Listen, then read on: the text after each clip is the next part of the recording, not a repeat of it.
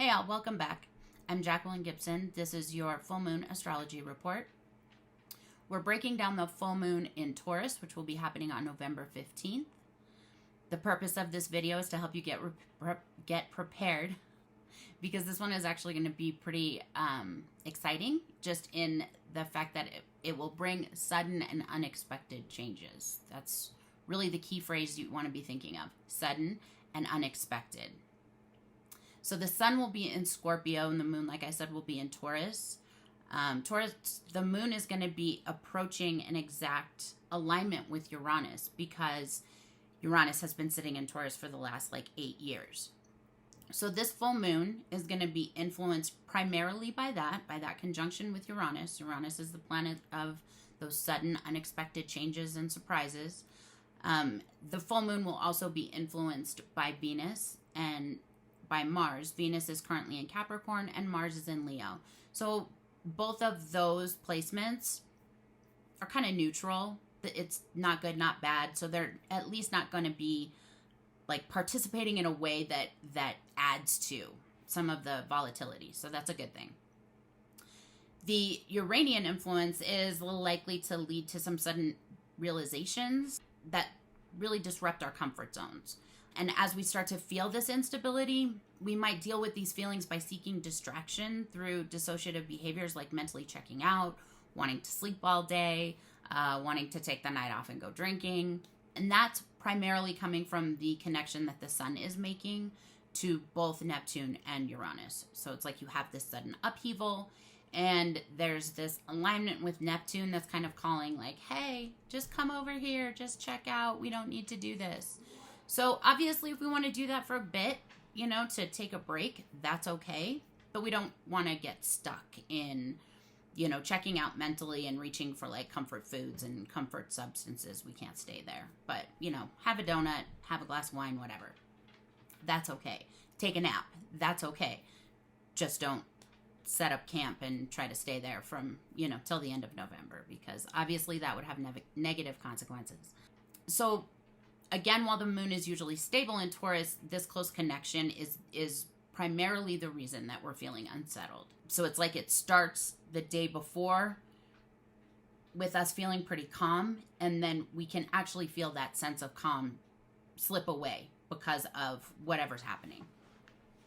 So being prepared also doesn't mean sitting in fear. It's important to remember that. By being prepared, it means I can handle a sudden change. I can handle a sudden shift. I'm reminding myself of that, rather than it being oh my God, something's coming and I don't want it to happen. By being prepared, we're just it's coming. It's cool. I got this. Even though this full moon feels like it's going to be a wild ride that probably we don't really want to get on, it is offering opportunity for personal growth. And that's the piece that we want to really focus on. So just because it's going to be uncomfortable doesn't mean it's exclusively bad. We all know that change is unavoidable. So this particular phase is saying, why not just choose to embrace the chaos and roll with it and see how you grow and what you learn from it. So like I mentioned before, Mars and Venus are ruling this particular full moon because it's in Scorpio and Taurus. Mars rules Scorpio and Venus rules Taurus. And right now, Mars is sitting in Leo in the sky and Venus is sitting in Capricorn. So Mars in Leo is saying, I got you, you can be brave. And Venus in Capricorn is reminding us that anything that we're facing with love also requires us to be grounded and honest. And practical. Practical is always good. So we're going to look briefly at what each rising sign is going to experience through this full moon. You can skip ahead. I timestamped them. So you can skip ahead to your rising sign, or you can listen to some that apply to friends, family, whatever. So the first one is Aries. For Aries Rising, the moon is in your second house and the sun is in your eighth. And this suggests that these sudden disruptions will be in your finances or your resources. And this could also be linked to your partner's resources or some type of shared resources that you have. This can manifest as unexpected bills or some kind of expense that you didn't see coming. And you may be finding the solution to the sudden expense through some type of refund or cashing in a joint investment or cashing in your own investments. or through loans or taking out credit. For Taurus Rising, with the moon in your first house and the sun in your seventh, a personal disruption might be affecting your partnerships.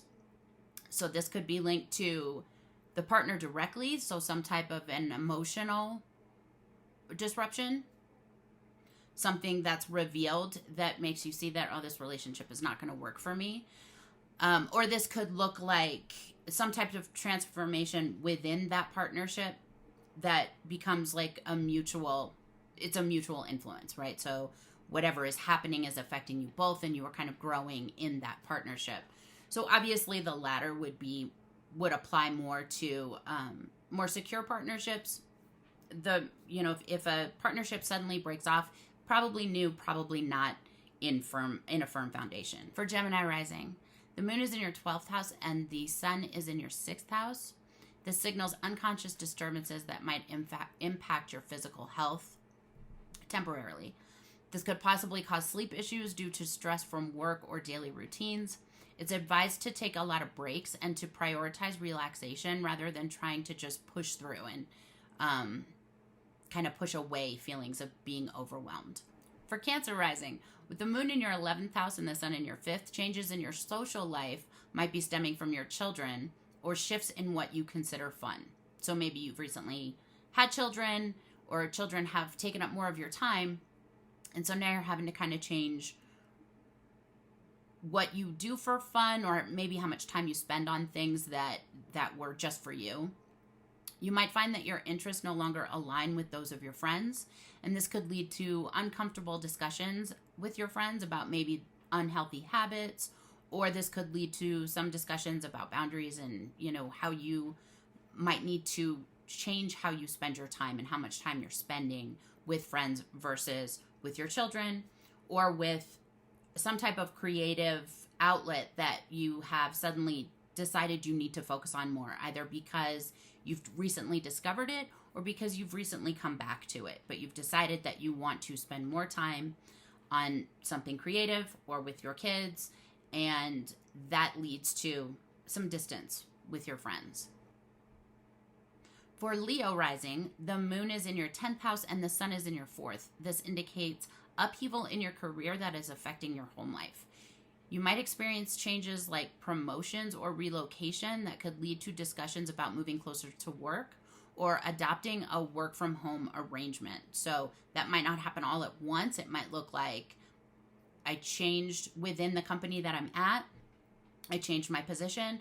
And so because of that, now I can take some more time at home, or because of that, I'll need to work more at home. So you just want to be, again, cautious about boundaries. For Virgo Rising, with the moon in your 9th house and the sun in your 3rd, opportunities for conversations about beliefs or politics may arise with your siblings or other people that you consider like family members who are around your age. So this isn't parental figures. This would be like cousins, aunts, uncles, anyone who would be like a peer, but a familial peer. This could be a time to articulate your views, fostering discussions that challenge or align with your perspective. You want to be cautious about either pushing your views on someone else or allowing someone else's views to be pushed on you. So it might feel like that off the bat, but you want to just remain grounded and allow for some communication that allows room for shifting rather than that push. Just watch for that. For Scorpio Rising, the moon is in your 7th house and the sun is in your 1st. This is suggesting disruptions that may stem from your partner's chaotic experiences. So like your partner becomes chaotic and that's disruptive to you. Your emotional responses to these changes could influence your partner. So that's kind of where the back and forth comes in. It's really important to be aware of how your reactions affect your partner and how what they do affects you emotionally. If partner involvement is not what's going on here, this disruption might relate to adversaries in your life, people you feel in competition with, or people that you consider almost enemies, but people that you feel are directly impacting you in a negative way. For Sagittarius Rising, with the moon in your 6th house and the sun in your 12th, any changes to your health or self-care routines might suddenly bring positive or negative results. So if you have recently invested time, energy into positive health routines, like being conscious of what you're eating, how much exercise you're getting, what time you're, going to bed at night, going to bed earlier so that you get more sleep, you're going to see the benefit from that a lot faster. And then the reverse is also true. If you notice that you have been investing in unhealthy habits, you might suddenly experience like a drastic decline in your health. So it doesn't mean like a sudden life-altering diagnosis, just that for right now, till the end of the month, something could be affecting your health in a negative way that's trying to point to, hey, you could take care of this by paying better attention to whichever area of your life this is pointing at. So sleep, stress level, what you eat, how much you exercise, all of that. For Capricorn Rising, the moon is in your 5th house and the sun is in your 11th. So this indicates unexpected disruption related to your children or your creative self-expression. So this could lead to shifts in your social circle. So you might be reconnecting with friends or exploring new creative avenues. So you might be reconnecting with old friends to create stronger bonds. You might be completely regenerating isn't a word you generally use with your friend group, but you may be basically regenerating your friend group. You might be kind of clearing out the old and making room for the new. Some of these changes may be related to like children going back to school. So if you have children, it might be that your kids have gone back to school and now you're seeing like, oh, there's nobody home with me, and maybe I'll give so-and-so a call, and that might be someone from your past, or that could be someone that's new to you, or relatively new. But this is a time to build on your social connections, and the opportunity to do so is going to feel pretty sudden. For Aquarius Rising, with the moon in your 4th house and the sun in your 10th, your needs around home are changing, and this could be impacting your career. So you might look for, you might seek relocation because of a job opportunity. Like if you got an internal transfer or a promotion of some kind, it might require that you move. So you might be trying to decide if that's something that you want to do, or, if you want to stay where you're at. Again, because this influence is about sudden changes, give it some thought before just turning it down. If it seems like, I'm going to have to move, or, my commute's going to be longer, just try and explore other options, as far as there might be an option out there that makes it easier. So if it looks like it's not coming together for you, just give it some time, because another solution might present itself. For Pisces Rising, the moon is in your 3rd house and the sun is in your 9th, and this suggests transformative conversations that affect your beliefs. Disruptive behaviors from siblings or family could be challenging your perspectives and leading to heated discussions about spirituality, religion, politics, higher education, or travel. All right, that's all we have for this full moon. Thank you for watching. Don't forget to like this video, subscribe to my channel, and hit the notification bell for more insights in the future.